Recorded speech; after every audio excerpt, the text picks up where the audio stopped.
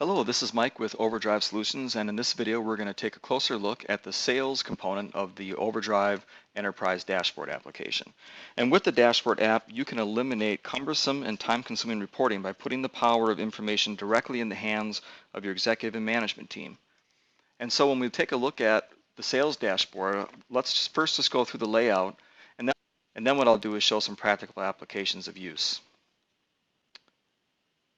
So you'll notice when you come into the sales part of the dashboard that we have a layout that we're showing a graph for daily, weekly, and monthly sales. You can look at it based upon sales, you can look at it by margin dollars, or you can look at it by gross margin percent. And we're going to go back to sales. And then on the left-hand side are a number of drill downs that you can use in combination in order to get down into a lower level of information if you see something that catches your eye in the trends. Okay, so one of the interesting ways that this could be used would be to just keep track of daily invoicing and the trends for that. So if I click on the last invoice date, March 25th, 2015, I can see that I get the statistics for the sales and the margin and the gross margin here. But maybe I would like to see what customers bought from me on that day. So I can come over here to the left and I can just click on the down arrow for customer. And then what it's going to do is show me the invoicing for all the customers for that day. The first thing that it's doing is automatically picking today and then the prior day to show me. So it's giving me a delta or a difference between the 2 days of invoicing. If I just wanted to see today's invoicing, I could click on the recent column and get top to bottom what customers bought from me that day or who we invoiced for that day and totals at the bottom. So for today I have 341,000 of invoicing. Yesterday I had 788,000 of invoicing. So after I've looked at my day's invoicing by customer, maybe I'd be interested in seeing what items sold today. So I can do the same thing. Just click the drill down on item number, and we get today's invoices listed top to bottom, ranking the items that were sold for the day. So there's a number of ways that I could keep track of daily invoicing, which helps me stay on top of trends.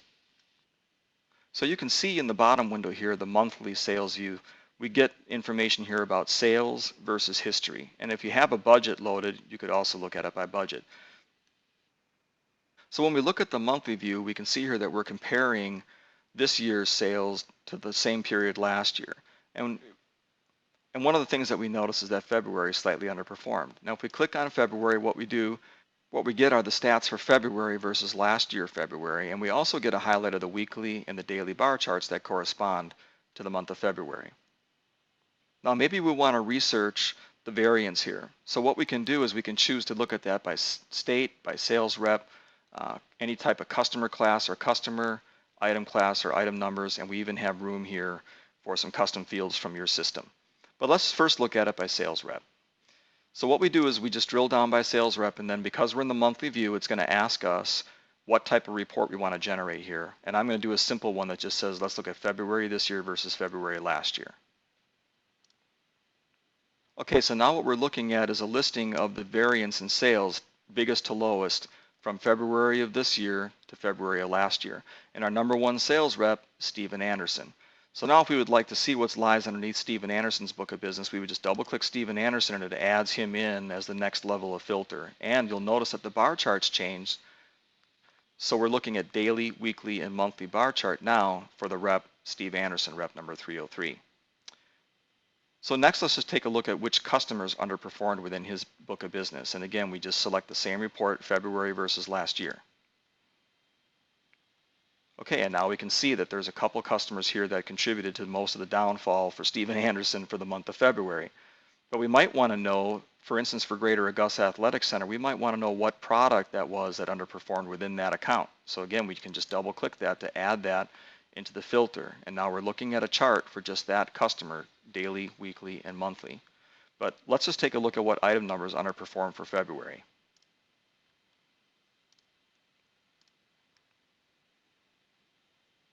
So there we have it. We had the large silver white signature compression shorts that this year we sold none, and last year was the top seller for the customer. So that's where the drop off is.